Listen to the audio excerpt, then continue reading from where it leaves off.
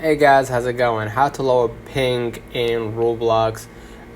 So basically, if you want to lower the ping on Roblox, what you're gonna do, you gotta just go ahead and close the background apps. So shut down any apps running in that background. If you have more than one app, just go ahead and close that app and use the Wi-Fi connection. Make sure that your Wi-Fi is turned on. Connect to a stable Wi-Fi network instead of using mobile data.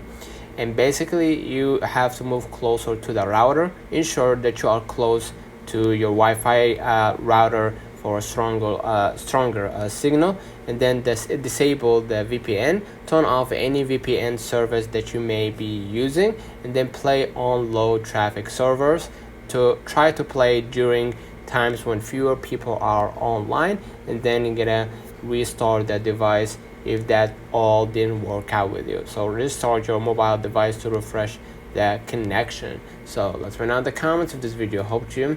Don't forget to like and subscribe, turn on the notification bell to receive every video we upload. Thank you for watching. See you.